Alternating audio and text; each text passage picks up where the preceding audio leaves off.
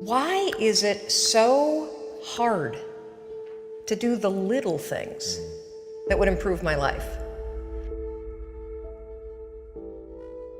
The way that our minds are designed is our minds are designed to stop you at all costs from doing anything that might hurt you.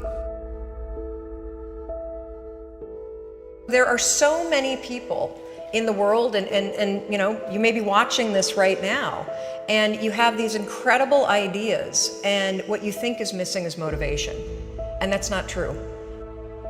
Because the way that our minds are wired, and the fact about human beings, is that we are not designed to do things that are uncomfortable or scary or difficult. Our brains are designed to protect us from those things because our brains are trying to keep us alive. And in order to change, in order to build a business, in order to be the best parent, the best spouse, to do all those things that you know you want to do with your life, with your work, with your dreams, you're going to have to do things that are difficult, uncertain, or scary, which sets up this problem for all of us.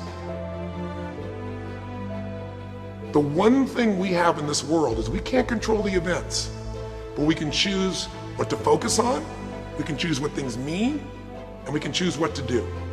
Those three choices, those three decisions really control our life. You can always make a decision. That's always in your control. Staying with somebody that treats you like garbage is a decision. It is. Staying at a job that you hate is a decision. Staying in the body that you are not proud of is a decision. Is it going to be easy? No, it's not going to be easy to change. It's simple. It's your job to push yourself.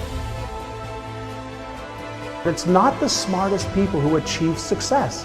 It's the people who procrastinate less, make fewer excuses, as they take actions every day towards the goals that they want to achieve.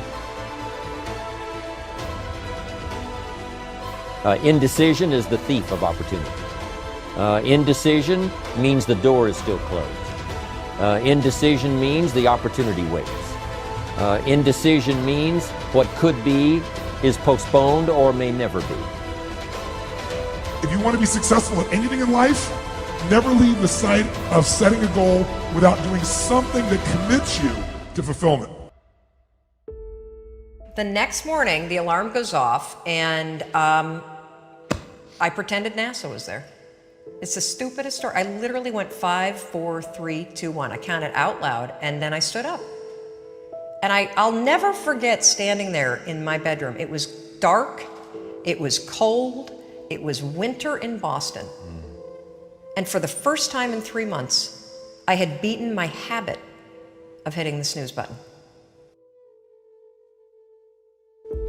There were moments all day long, just like that 5-second moment in bed, where I knew, knowledge, what I should do. And if I didn't move within 5 seconds, my brain would step in and talk me out of it. Every human being has a 5-second window. It might even be shorter for you.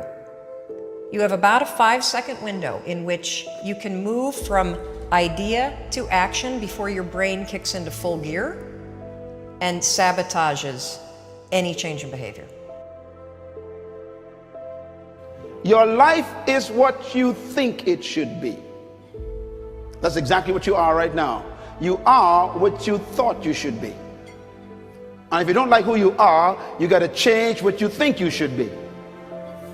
What you think is more important than what you do. And so if you want to change, you got to work on this attitude bit. Decide, commit, act, succeed, repeat. The one thing that all the greats have in common is they sweat the small stuff. They pay very, very close attention to every detail. What makes you comfortable can ruin you. And what makes you uncomfortable is the only way to grow. What you are and what you become depends on how you use your time. The billionaire and the beggar both have 24 hours every day. The old and the young, the black and the white, the Indian and the Asian are all given the same amount of time every day. You cannot stop a day. You cannot stop an hour. But you can control how it will be used. Your life comes down to your decisions, and if you change your decisions, you will change everything. When you understand the power of a 5-second decision, and you understand that you always have a choice to go from autopilot to decision maker, everything in your life will change. You will be a different negotiator, you will be different in sales, you will be unstoppable in the gym, because you will realize the amount of garbage that you put in the way of your hopes, of your dreams, of your potential, of your confidence, of your courage. Everything comes down to the decisions that you make. Take ownership. Take extreme ownership. Don't make excuses. Don't blame any other person or any other thing. Get control of your ego. Take ownership of everything in your world, the good and the bad. Take ownership of your mistakes. Take ownership of your shortfalls. Take ownership of your problems. And then take ownership of the solutions that will get those problems solved. Take ownership of your mission. Take ownership of your job, of your team, of your future, and take ownership of your life. The first source of inspiration is deciding. Second source of inspiration is planning. And now, here's a big source of inspiration, beginning. Getting started. Actually turning thought and the notes on the paper, the plans, actually now committing it to action. Getting started. I'm a humongous believer that ideas are and that execution's the game. Well, I think the one thing that discipline definitely does help you with is it helps you get things done. And when you get things done, when you actually do things, you have more success. If you have more success, and sometimes a big part of success is just not being f***ing lazy and just doing it. Yeah. That's like 90% of it is just showing up. Get there and start working. Like, you're not gonna feel perfect every day. If I only worked out when I felt good, I'd be a fat f***. Discipline, it does start with waking up early. It really does. But that is just the beginning. And I always say that discipline is the root of all good qualities.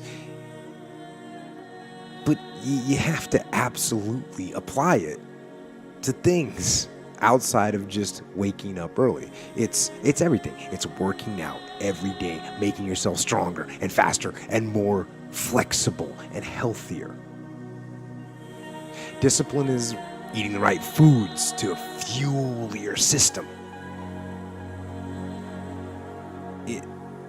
It's about disciplining your emotions so you can make good decisions.